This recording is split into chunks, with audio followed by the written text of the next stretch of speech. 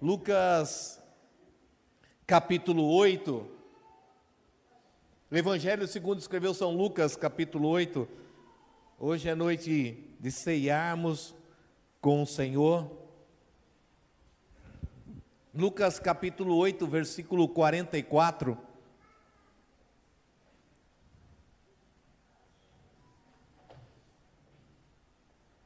Olha, hoje eu vou ter aqui um fundo musical.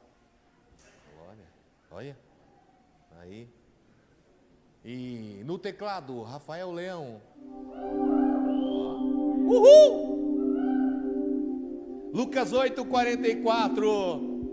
Chegando por detrás dele, tocou na orla da sua veste e logo estancou o fluxo do seu sangue. Olha para o irmão que está do teu lado e diga para ele: nós estamos aí ainda.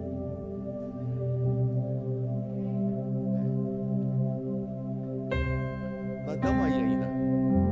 Por mais que eu queira sair daí, nós estamos em Lucas. Está indo para quase um mês aí, por aí. Eu até tentei, mas na quinta-feira eu falei, acho que agora saiu. Mas aí hoje Deus falou, volta lá de novo. Lucas 8, 44, essa mulher vai chegar por detrás de Jesus e vai tocar nele. O Evangelho de Lucas, no capítulo 8, vai iniciar falando sobre alguns milagres que Jesus está fazendo. Jesus aqui agora está chegando e atravessando o mar, ele está voltando para o outro lado, para Cafarnaum. Ele vem de Gadara. Ele vai fazer um milagre na vida daquele gadareno do outro lado. E por conta dos porcos daquele povo, daquela gente, a Bíblia diz que Jesus vai ser expulso daquela cidade. Ele vai ser convidado a se retirar. E o que eu acho tremendo é que Jesus, quando ele vai saindo daquela cidade, ele atravessa, e agora ele está chegando em Cafarnaum. E quando ele chega em Cafarnaum, a Bíblia vai dizer que tem uma multidão de pessoas esperando Jesus do outro lado. É tão tremendo que quando alguém não quer a presença de Deus, irmão, isso não deve trazer preocupação nenhuma. Sabe por quê? Porque alguns não querem a presença, mas sempre vai ter um monte de gente sedento por querer a presença e o poder de Deus sobre a vida dele. Então não se preocupe não. Existem duas turmas: aqueles que não querem nem saber, aqueles que não querem nem conhecer e nem viver. E existe aquela outra turma, que é aquela que está sedento, porque a Bíblia diz que quando Jesus chega em Cafarnaum, já tem uma multidão esperando, aclamando, sedento por ouvir e viver a palavra e o poder de Deus. Olhe para o irmão que está do teu lado e pergunta para ele: que grupo que você é nessa noite aqui? Sem medo de errar, ele vai dizer para você que ele é do segundo grupo, é claro. Posso ouvir um amém? Porque você é daquele grupo. Não importa quem não queira, não importa quem não queira viver, quem não queira contemplar. Muita gente não quer saber de Jesus, mas eu estou aqui nessa noite porque eu faço parte do grupo daquele que quer viver pertinho, do lado, quer contemplar tudo aquilo que Jesus é capaz de fazer. A Bíblia vai falar sobre isso e vai dizer aqui sobre essa mulher. Eu acho tremendo, porque a Bíblia vai dizer que essa mulher, ela vai atravessar a vida de alguém muito importante para a cidade de Cafarnaum. Cafarnaum é o lugar onde existe um sacerdote. Quem é o sacerdote? O sacerdote é Jairo. Jairo é o sacerdote da época daquele lugar. Sobre todo Israel existiam quantas sinagogas? Existia perto de 45 sinagogas em Israel. E Jairo é um dos caras, ele é o bambambam, porque a Bíblia é bem clara em mencionar que Jairo, ele não é qualquer um, ele é o principal da sinagoga. Ele é o cara quando se fala de igreja. E o que eu acho tremendo é que essa mulher, que nem se fala o nome, a Bíblia nem menciona o nome, mas a Bíblia vai dizer que essa mulher vai atravessar o milagre de Jairo. No meio da conversa, no meio da caminhada ali de Jairo com Jesus, Jairo vai sair da onde ele está, porque ele vai buscar Jesus por um único motivo. Qual que é o motivo? O motivo que Jairo vai buscar Jesus é que a sua filha, ela está doente. Lucas diz que ela está doente, mas eu acho tremendo é que Mateus vai dizer que ela não está doente, vai dizer que ela já está morta. Coloca Mateus 9,18 para mim. Se eu acertar. Vamos ver. Mateus 9:18.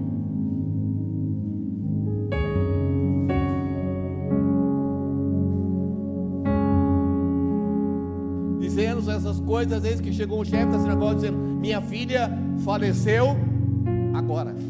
Eu acho tremendo que assim, Lucas diz que ela está doente e Mateus fala que ela já morreu. Há uma diferença muito grande em quem está doente e quem já morreu, sim ou não?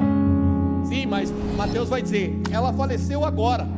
Então o desespero no coração desse homem chamado Jairo, que é o principal, é que ele vai buscar a presença do Senhor por conta de que a filha dele morreu.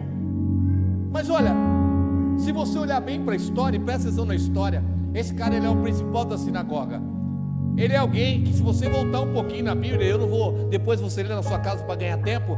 Quando você olha a narrativa de Lucas, no capítulo 4, vai dizer que Jesus agora está chegando na sinagoga. Ele vai chegar na sinagoga pela primeira vez. Ele está entrando na sinagoga e agora ele vai pedir o livro, as escrituras, e Jesus vai ler aquela passagem que está lá em Isaías: o Espírito do Senhor está sobre mim e o Senhor me ungiu.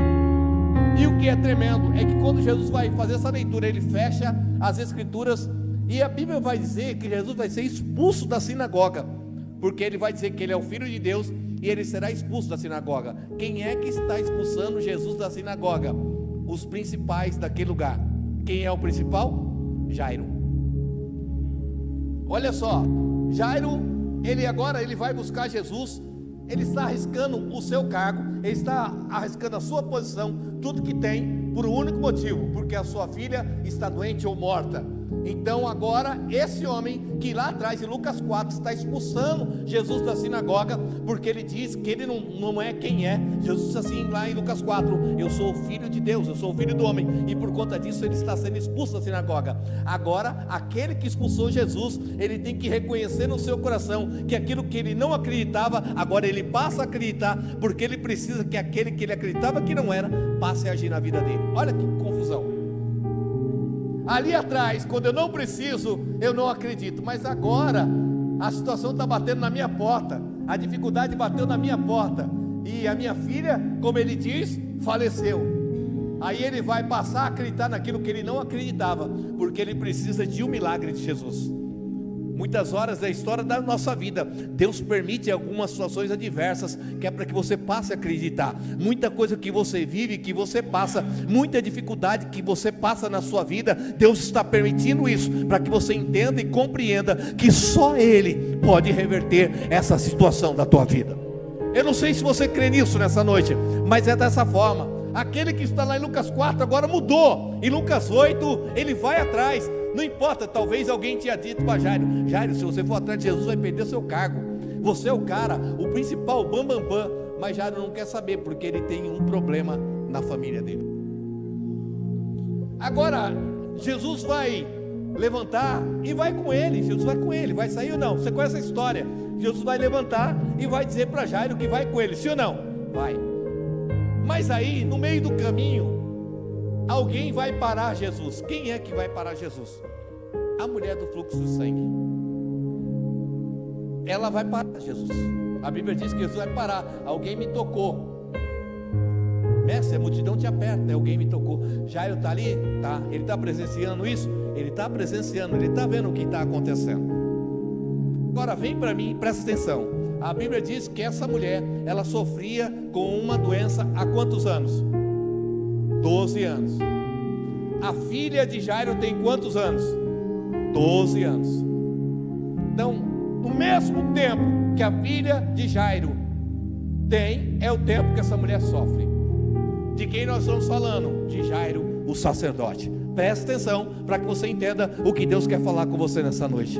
O mesmo tempo que essa mulher sofre com esse fluxo, a Bíblia diz que ela sofria com fluxo, uma hemorragia, era algo ininterrupto. Humanamente falando, essa mulher, ela deveria estar morta, mas ela não está. Agora, sabe o que me chama a atenção? É que a condição que essa mulher vive, por que ela está atravessando o milagre de Jairo? Porque Jesus queria ensinar alguma coisa para Jairo. Coloca para mim Levíticos capítulo 25. Levíticos capítulo 15, coloca para mim, Levíticos capítulo 15, versículo 25.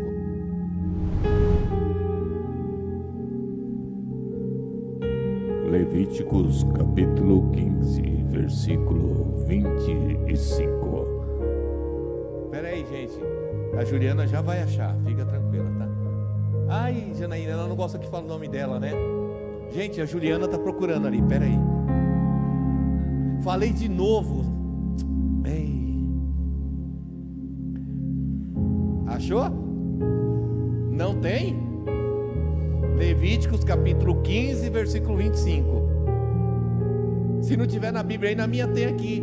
Alguém tem na Bíblia aí, Levíticos 15, 25? Amém, glória a Deus, aleluia. Acho que talvez vamos mais rapidinho aí. Leia aí, pastor, leia para mim aí. O que está escrito aí?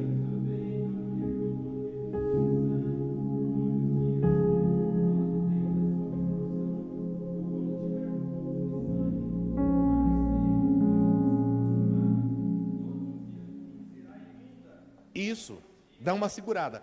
Espera aí. Aí Levíticos 15, 25 está dizendo assim, ó. A mulher, quando ela tem um fluxo de sangue e não é uma coisa normal, o que ela tem que fazer? Ela precisa se apresentar ao sacerdote. Está assim aí ou não? Não? Que versão será essa? Leia o versículo 30 para mim. Nós vamos achar. Então o sacerdote oferecerá. Isso, pronto. O sacerdote tem ciência da condição que ela está, sim ou não? Vem para mim, presta atenção numa coisa. Essa mulher está sofrendo há 12 anos, sim ou não? Sim. Quando foi detectado que ela tinha essa doença, esse problema, quem que tomou conhecimento de que ela estava assim? Jairo. Ele é o sacerdote. Ele sabia da condição dessa mulher. Ele sabia. Aí, só que Jairo, né? A mulher, quando ela ficava nessa condição, ela teria que ir para um lugar, e esse lugar chamava, está na condição que essa mulher está, é a mesma coisa de ter lepra. Tanto os leprosos, como quem estava nessa condição de imundície, é assim que era chamado, tinha que ir para o arraial dos imundos. É um lugar separado, fora da convivência da sociedade. Era nesse lugar que ela devia estar. E quem tem ciência da maneira que ela está vivendo? Jairo sabe. Ele sabe, ele é o sacerdote. Com certeza essa mulher foi apresentada para ele. Então, o que está acontecendo aqui? Presta atenção que eu quero que você entenda algo nessa noite. Quando Jairo está vendo, e Jesus assim, alguém me tocou, e essa mulher vai se apresentar, Jairo conhecia ela, sim ou não? Conhecia. Conhece ela, sabe quem ela é. Um dia ela se apresentou, mas talvez Jairo não teve tempo de fazer nada na vida dela, porque a filha de Jairo nasceu. No mesmo momento que ela estava com essa condição e se apresentou com esse problema, Jairo tinha muitas coisas para fazer, porque a filha dele nasceu. Mas agora passou 12 anos e essa mulher está sofrendo, e talvez Jairo não estava nem lembrando, porque ele estava mais ocupado com a família dele, com a filhinha dele e tantas outras coisas. Só que agora a filha dele morreu. E aí, ele está numa caminhada que Jesus está levando ele, e no meio dessa caminhada, quem interrompe? Com certeza Jairo orou para essa mulher, que não era nem para ela estar ali, está atrapalhando o meu milagre. Só que, ei, vem para mim, presta atenção. Quem que deveria ter mudado a vida dessa mulher? Jairo. Ele é o sacerdote. Ei, escute uma coisa nessa noite que eu quero que você entenda. Eu vou abrir um parênteses aqui agora. Porque assim, ó, tem muita gente que está sofrendo aí, e você é sacerdote de Deus. O sacerdote não é o bispo que prega, é a bispa que prega. Não, Deus te chamou para um propósito nessa terra, para mudar a vida das pessoas, porque vão se apresentar pessoas, vão chegar pessoas na tua presença, na tua frente, que precisam ter a vida mudada, transformada, que precisam de um milagre. Mas sabe o que acontece? Muitas vezes a gente está tão ocupado com as nossas próprias coisas, com as nossas próprias vidas, e esquece que existe um chamado. Jairo era sacerdote. Quando alguém se apresentava para ele nessa condição, ele teria que fazer algo, mas ele não fez. E quantas vezes na história da nossa vida a gente esquece do nosso chamado, porque nós temos nossos afazeres, porque nós temos nossas decisões pessoais para tomar, nós temos as nossas coisas pessoais para realizar. Mas ei, eu quero dizer algo para você nessa noite: Deus chamou você para um propósito. Não, bispo, eu não sou pastor, não sou obreiro. Ei, você que está na cadeira, você que sente que Deus mudou a tua história, mudou a tua vida, que você tem um chamado. Ei, não foi à toa que Deus te chamou, não. É para fazer algo nessa terra. Ei, Jairo não fez nada. E sabe de uma coisa? Quantas pessoas estão aí fora sofrendo, e a gente sabe que está sofrendo, mas a gente muitas vezes esquece do nosso chamado. Qual foi o versículo que Jesus leu quando foi expulso da sinagoga? O Espírito do Senhor está sobre mim, porque o Senhor me ungiu. Para quê? Para não fazer nada, para ficar na igreja, para vir no culto toda terça, quinta e domingo. Posso ouvir um amém? Não, amém.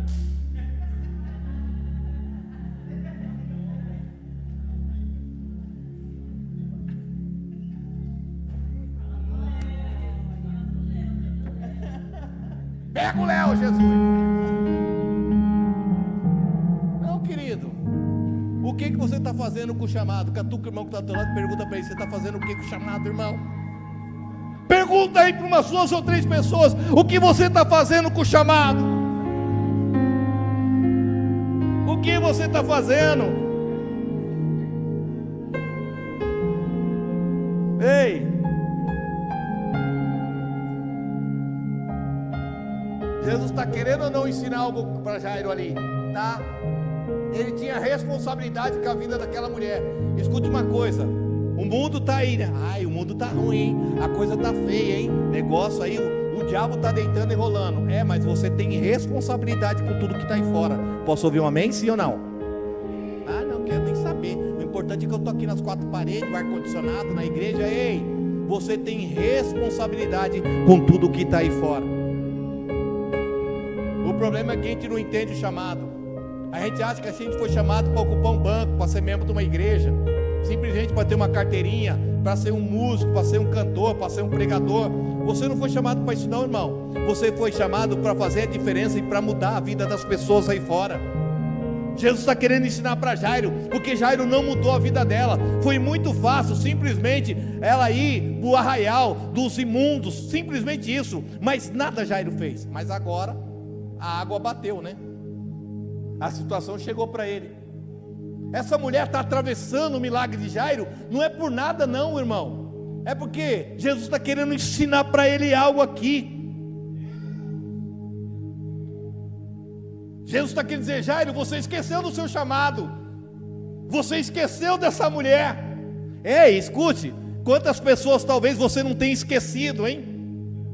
Que estão precisando de você, que estão precisando do seu chamado, e que estão indo para os arraiais, estão excluídas da sociedade como essa mulher estava, esquecido às margens, porque quem deveria entender o chamado é você, para mudar a história dessas pessoas na terra. Escute uma coisa: passou 12 anos ela lá sofrendo. A culpa é de quem? De Jairo.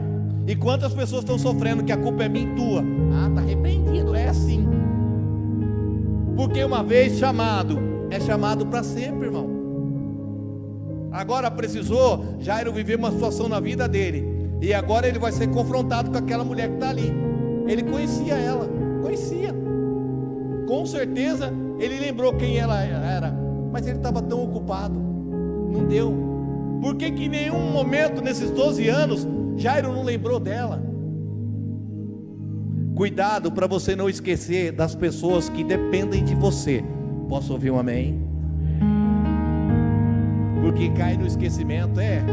Estava bom, sacerdote, água, comida, ele brincando com a neném dele para lá e para cá, bonequinha do papai. Mas aonde estava essa mulher?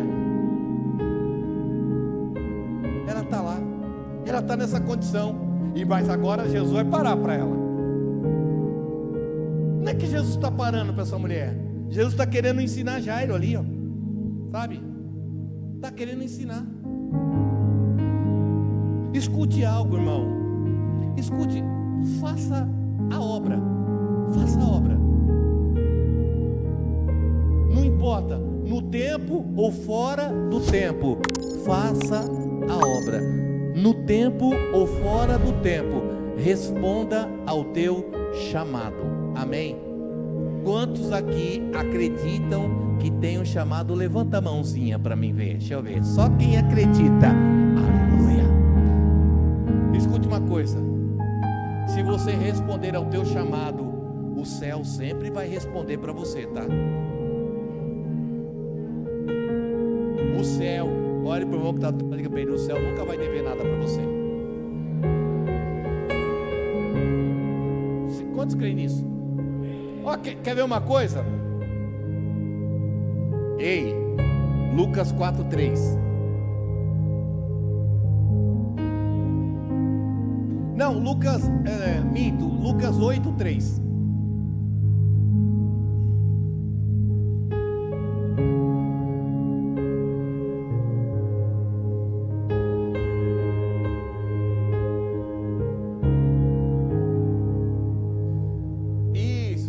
Joana, a mulher de Cusa, administrador da casa de Herodes.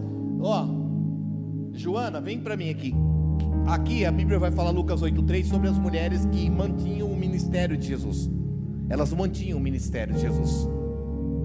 Elas eram mantenedoras. Quem mantinha o ministério de Jesus eram as mulheres. E uma dessas mulheres, a Bíblia vai dizer que é Joana. Quem é Joana? Joana é mulher de Cusa, um dos administradores de quem? De Herodes. Ele é alguém influente na vida do povo daquele tempo.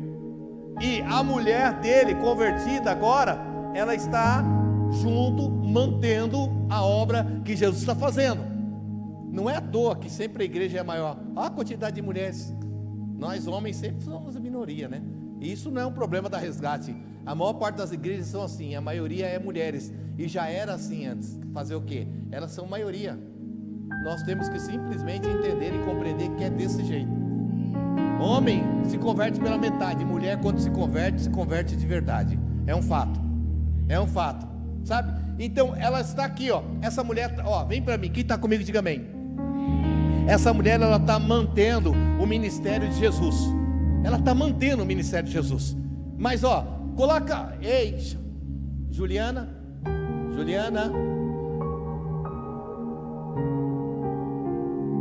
Chamem a Juliana. Não, vou contar até 3, senão nós vamos chamar a Juliana. 1, 2, 3. Aí, glória. Isso. Ó, João 4:46. Tá todo mundo te chamando. Bora. João 4, não ficou vermelha. João 4:46. Ei, vem para mim, presta atenção. Não perde o fio não, presta atenção aqui. O céu nunca vai te dever nada. Amém?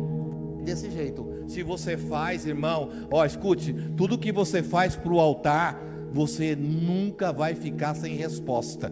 Deus nunca vai te dever nada. Mais uma vez ele visitou Caná da Galileia, onde tinha transformado água em vinho, e havia um oficial do rei. Quem é o oficial do rei? Cusa. Quem é Cusa? Marido de quem? De Joana, aquela que mantém o ministério de Jesus. Segue aí. O filho dele estava doente em Cafarnaum. Ó, volta um pouquinho. Volta. Isso. Ele está visitando Caná da Galileia, e o filho de Joana e Cusa está doente lá em Cafarnaum. De Cafarnaum em Caná da Galileia dá 60 quilômetros. É só chamar o Uber. Coisa básica. Não, né? Na sola. Pensa quanto tempo gastava para rodar esses 60 quilômetros. Mas ele vai. Ubermoto, eu tenho medo de andar de Ubermoto. Dá medo. Porque se eu for andar naquele Uber lá, eu vou ter que agarrar no cara. Não vai dar certo, né? Então é melhor não, porque eu tenho medo de moto. Dá 60 quilômetros de Cafarnaum em Caná. Mas ele vai. Quem é? O filho dele está doente. Lembra quem ele é? Ele é marido de Cusa. Ele é marido lá. Ele está indo, ele e a esposa dele estão servindo ao Senhor. Cusa está indo falar com o Senhor. Ele anda 60 quilômetros. Ele vai chegar para Jesus e falar assim: é o seguinte, Jesus, o meu filho está doente. Meu filho está doente e ele está muito mal. Jesus vai abrir um diálogo com ele aqui, ó. E João 4 está aí, o diálogo vai até o versículo 53, só para mim ganhar um tempo. Ele vai dizer para o Senhor, segue aí o versículo aí 48, vai, 47, 48. E quando ouviu falar que Jesus tinha chegado a Galiléia, procurou e suplicou que fosse curado. O que ele quer aqui? Ele quer que Jesus saia, vá dar um rolê de 60 quilômetros e vá lá na casa dele e cure o filho dele. Sim ou não? Não é o que está escrito aí? É. Aí ó o que Jesus vai dizer para ele. Jesus abre um diálogo com ele. Segue aí. Jesus vai dizer assim, ó: se vocês não virem sinais e maravilhas, nunca crerão. Presta atenção, segue. O oficial do rei diz: Senhor, vem antes que meu filho morra. Jesus está tentando ensinar ele, né? Mas ele ainda insiste que ele quer que Jesus dê essa caminhada de 60 quilômetros para ir lá. Aí Jesus viu que não vai ter diálogo com ele, e Jesus vai responder assim, ó, segue aí, ó. Jesus respondeu: pode ir, seu filho continuará vivo. Mas o que eu quero que você entenda é o seguinte: porque ele começou um diálogo com Jesus, e Jesus, eu quero que você vá lá. Jesus falou: se você não vê sinal, você não vai crer, tudo pode acontecer agora. Mas o que está aí é o seguinte, é o fato de que essas pessoas, a mãe desse menino, ela já tem um crédito no céu. Posso ouvir um amém? Ela quem é? Mantenedora da obra do Senhor. Então tudo que você faz para Deus, Ele não vai deixar você sem resposta. Hoje aqui nós vamos dar um passeio na Bíblia. Você tem que aprender Bíblia. Quem gosta de Bíblia, diga amém. Tem igreja que gosta, né? Mas eu gosto de Bíblia. Quem está entendendo isso aqui? Deixa eu ver, levanta a mão. Bispo, está complicado, é muita Bíblia para mim. Amém, nós vamos mais devagar aqui. O importante é você entender. Jesus vai nos 60 quilômetros, não vai dizer para ele: volta lá, seu filho está curado. Mas por que isso aconteceu? Porque ele ficou insistindo com Jesus? Não, porque essa família tem crédito. Porque o altar nunca vai deixar você sem resposta. Da mesma forma, que Jairo está vivendo aquilo, por quê? Por que Jairo está vivendo aquilo? Por causa da mulher. Quando você deixa de fazer, Deus deixa de te abençoar, irmão. Eu tenho que ser sincero com você. Eu não quero fazer a obra, mas eu quero todas as bênçãos. Não vai querer nada. Vai viver alguma coisa? Zero, você não está fazendo. Chama você para fazer a obra, você não vai. Chama você para orar pelo enfermo, você não vai. Chama você para ir na vigília, você não vai. Chama você para limpar a igreja, você não vai. Chama você para... e aí você quer? Irmão, você vai viver o quê? Se você não tiver crédito com Deus, o que você quer de Deus? Agora, quando você tem crédito, irmão, fica tranquilo. Teu filho vive, pode ir lá. Pode ir lá, porque o céu já te respondeu. O que eu quero que você entenda é isso. Essa mulher está atravessando o milagre de Jairo, e tem um motivo para isso. Jesus está mostrando para ele: era para você ter mudado a vida dela. 12 anos ela está assim, e você sabe que ela está assim, e você nada fez. Está na hora de você começar a fazer algo por pessoas. Posso ouvir um amém? A gente fica olhando, se compadecendo, tadinha, tadinho, coitada, ou muitas vezes criticando por causa das atitudes, do comportamento, da vida que a pessoa leva. E Deus está olhando para mim e para você, dizendo assim: não, está na hora de você fazer algo. Você tem um chamado. Você tem um chamado. Porque se você não fizer algo, o altar vai cobrar de você. Da mesma forma que o altar te abençoa, o altar cobra. O altar abençoa, o altar cobra. Está repreendido em nome de Jesus. O mesmo Deus que te abençoa te cobra. Catuca o irmão que está do teu lado, diga para ele: irmão, não queira ser cobrado por Deus, não. Ele disse amém.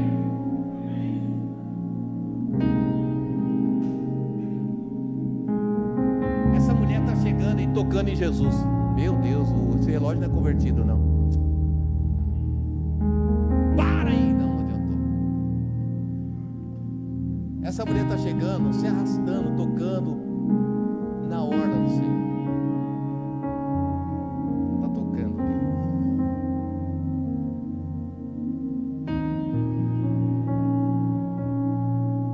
Bíblia diz que ela tocou na orla. Eu já falei aqui, isso aqui no outro culto. Falei, não falei? Falei. Quando ela tocou na orla do Senhor, ela foi curada? Sim ou não? Quantos acham que ela foi curada? Levanta a mão. Isso. Quantos acham que ela não foi curada? Levanta a mão. Quantos não tem mão? Levanta a mão. Ó, quente ou frio, tá? Fica nessa aí, viu? Nesse amornice aí, tá? Não, ela não foi curada. O sangue que parou.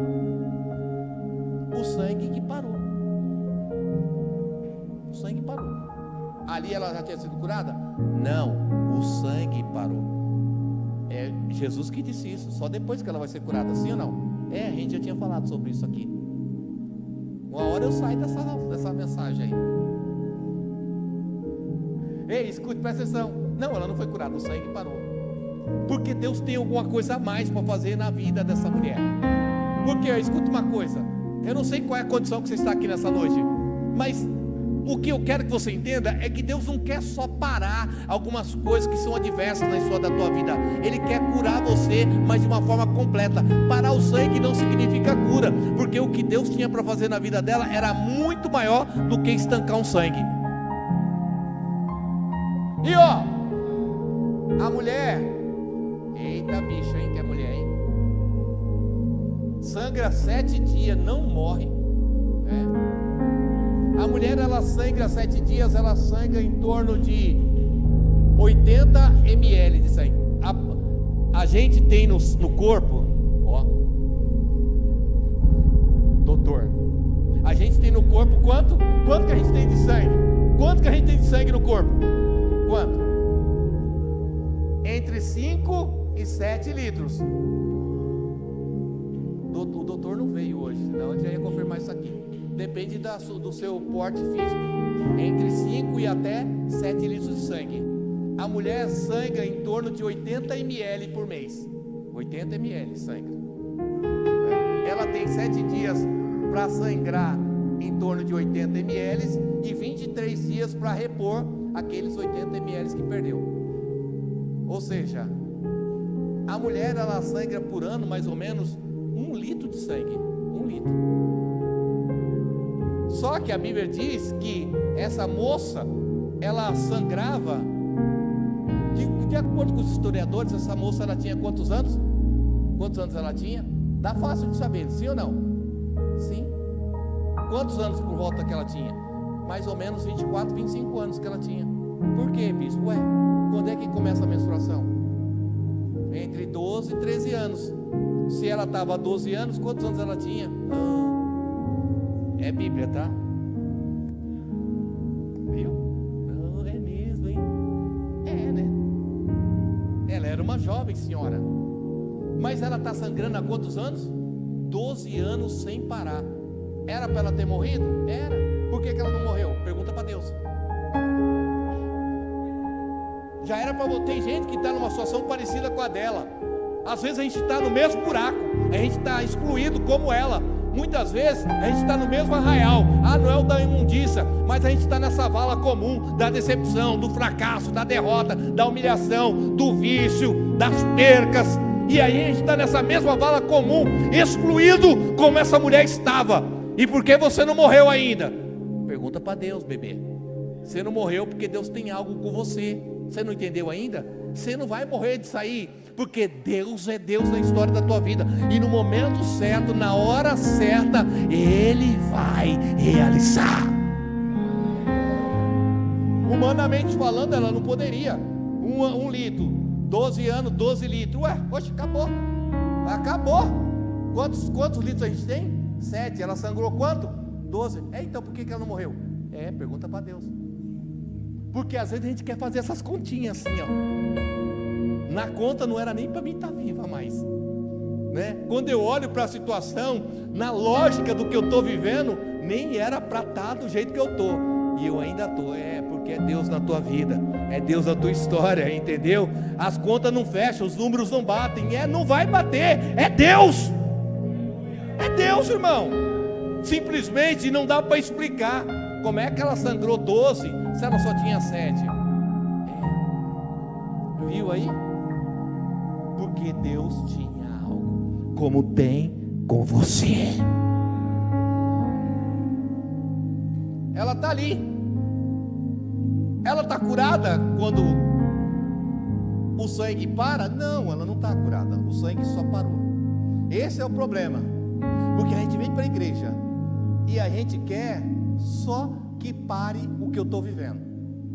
Mas só parar o que você está vivendo não significa que a obra que Deus tem na tua vida está completa.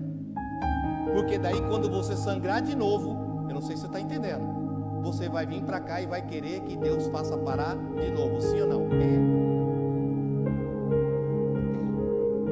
Aí toda vez que eu tenho um problema eu venho, eu quero que Deus pare esse sangue. E aí Deus fica só conhecido por mim e por você como parador de sangue. Mas o que Deus quer vai além. Por isso que Jesus vai dizer assim: cadê você? Cadê você? Catou com o irmão que está ao teu lado, diga para ele: hoje o Senhor está procurando você aqui. Agora ela vai ter que se manifestar, sim ou não? Vai ter que aparecer. Ela vai ter que se mostrar. Ela vai ter. Ei, escute, isso aí, ó, escuta uma coisa. Eu estou vivendo um tempo difícil, bispo, na minha vida. A coisa está difícil, o negócio está ruim. O jeito é eu me afastar da igreja, eu largar tudo, deixar tudo. Ei, essa dificuldade, essa adversidade, esse problema, ele só tem um propósito: te aproximar e te revelar para Deus. Não, porque eu estou vivendo isso, o diabo está furioso. Para quem ir para a igreja? Não, isso aí que você está vivendo é só para aproximar você de Deus. Relaxa.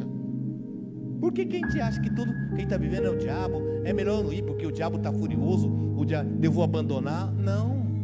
A lepra é para aproximar. A adversidade, a dificuldade é para nos aproximar de Deus. É isso que nos aproxima de Deus.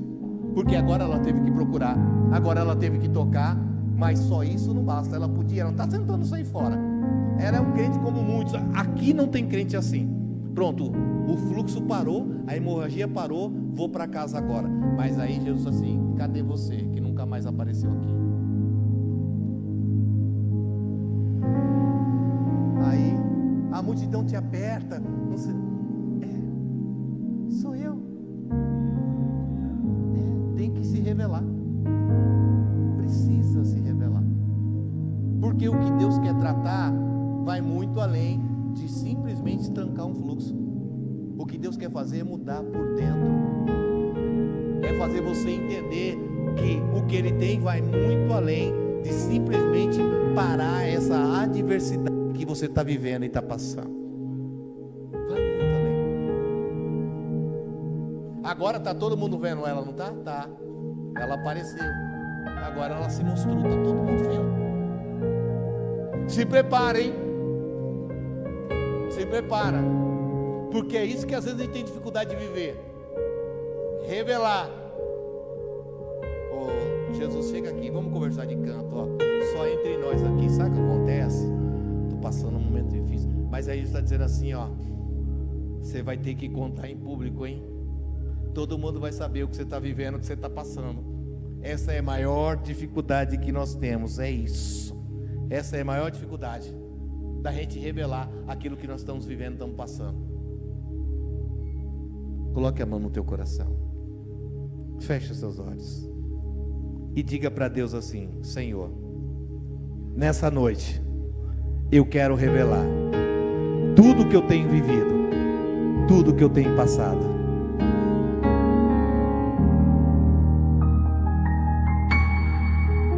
Sabe por quê? Escute, Deus está parando você aqui hoje. Para. Quem está comigo, diga amém.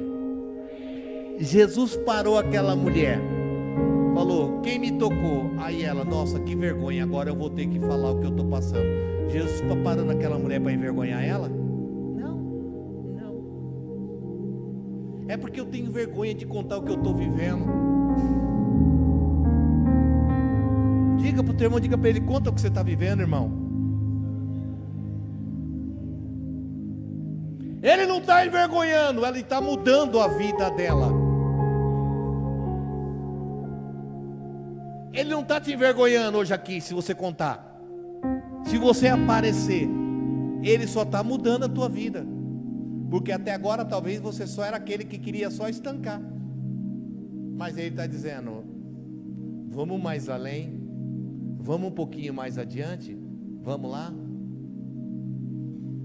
E Jairo está vendo tudo isso, sim ou não? Lembrou? Não esquece do Jairo, ele está ali. Quem era para ter feito tudo isso lá atrás? Jairo. Quem era para ter mudado a vida dessa mulher? Jairo. Sabe o que está acontecendo aqui hoje? Deus está ensinando você. Você precisa fazer. O maior exemplo do Senhor para mim e para você foi que Ele deu a sua vida para que a minha e a sua pudesse ser salva. Você está salvando quantos? Você está mudando a vida de quantos? Boas obras? A pessoa precisa de um alimento. Eu dou o alimento para ela. Eu mudei a vida dela? Não. Eu estou precisando de R$1.000. Você me dá R$1.000. Mudou a minha vida? Amanhã eu vou querer R$1.000 de novo. E a gente acha que muda a vida das pessoas assim. Jesus está ensinando para Jairo ali, ó. Você esqueceu dela, você deixou ela.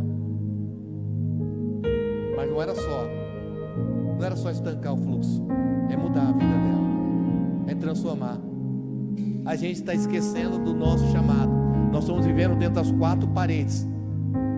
Eu venho para o culto toda terça, quinta e domingo, e vou para minha casa e dou glória a Deus e aleluia. Mas a questão é, eu tenho mudado a vida de alguém? Esse meu posicionamento de estar aqui, eu saio daqui, eu saio para mudar a vida de alguém, porque se eu não tenho mudado a vida de ninguém, o altar vai me cobrar disso. Porque talvez quem você precise mudar está lá dentro da sua casa mesmo. Não, agora eu vou mudar, eu vou para a China, eu vou fazer missão na África, no Nordeste. Não, bebê, muda lá dentro da sua casa mesmo, seus familiares. Posso ouvir um amém? Ah, não, lá não, eu quero ganhar o Brasil. Não, ganha a sua casa, ganha a sua família. Sabe, Jesus está mostrando. Jesus quer que ela apareça, não é para envergonhar não, é porque quer mudar a vida dela.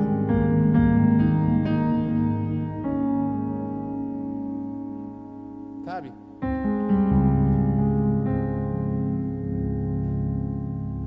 Porque talvez você entrou aqui nessa noite e a realidade que você está vivendo não foi você que quis.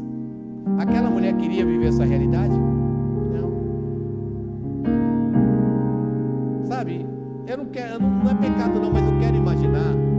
Pensa essa mulher, uma menina ainda. Aí a Bíblia diz que quando está nessa situação, ela tem que ir lá e se apresentar para o sacerdote. Ela foi lá, se apresentou para o sacerdote, mas aí Jairo não fez nada. Ela esperava algo de Jairo? Claro que sim, ele era o sacerdote, o representante de Deus. Você é representante de Deus na terra. Você não entendeu ainda quem você é? Você é representante de Deus. Aí alguém te procura pedindo uma palavra, mas aí eu estou tão ocupado. Mal eu falo, vai para a igreja. Sabe o que acontece? Eu acabo empurrando essa pessoa para onde? Para a vala, por arraial dos impuros, porque eu não tive ajuda e ela foi parar nesse lugar. Ela queria ir para lá, era vontade dela. Quantas pessoas estão indo para o inferno, mas elas não querem ir para o inferno? Sabe por que elas estão indo para o inferno? Porque não tem ninguém, nem eu e nem você, que leve uma palavra para mudar a história dessas pessoas.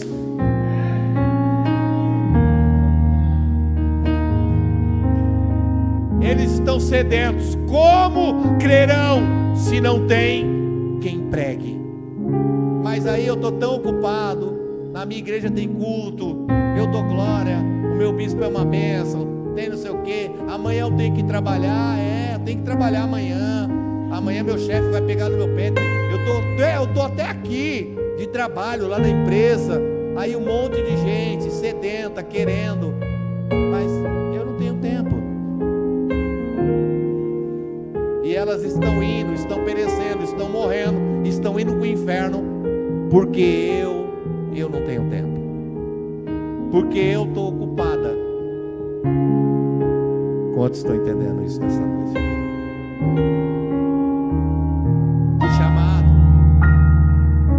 O chamado é das 8 às 5, de segunda a sexta, tá? Sábado, domingo e feriado não precisa trabalhar, e de vez em quando emenda, tá? É assim o chamado. Negativo.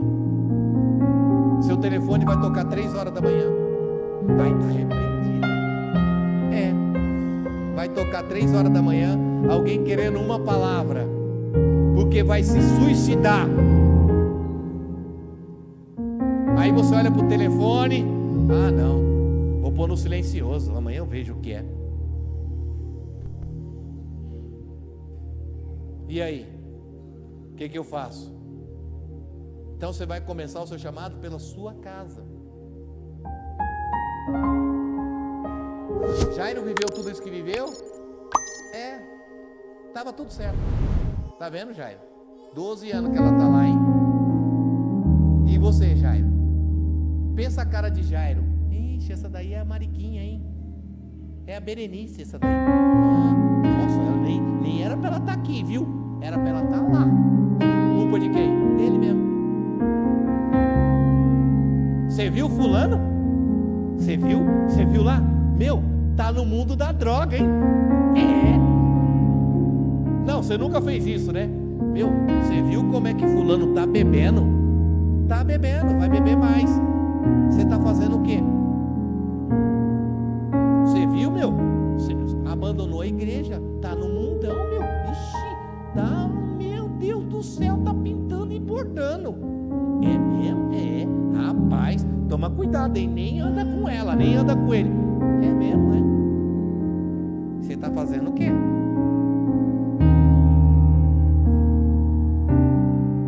Quem está entendendo, diga amém. Tá pesado, né? A gente é rapidinho para criticar, para julgar. Nós somos desse jeito. Você acha que Jairo deu uma olhadinha para ela? Oxi, seu lugar não é aqui não, hein? Você tá lá, ó. Ele, hein? Quem era para salvar tá julgando. Não, na igreja não tem ninguém que julga ninguém, claro que não. Eu tô falando isso. Você já viu alguém na igreja julgando alguém? Não. Isso é coisa de ímpio, é nada. A gente julga direto. Não se envolve ali não, hein? Não se envolve ali não, Ó, você viu? Você viu fulano como tá? Isso aí deve ser pecado, hein? Aquilo lá é pecado, porque, como é que tá a casa dela? Mas você nem ora. Você viu o casamento? Era para você estar orando. Era para você estar mudando a vida. E vamos orar. E Deus vai. Não, querido, é algo maior. Porque se o casamento não dá certo, se a pessoa está no vício, é porque a cura tem que ser interior. Não adianta só estancar. Eu paro de beber por uma semana. Eu estou curado do vício da bebida? Claro que não.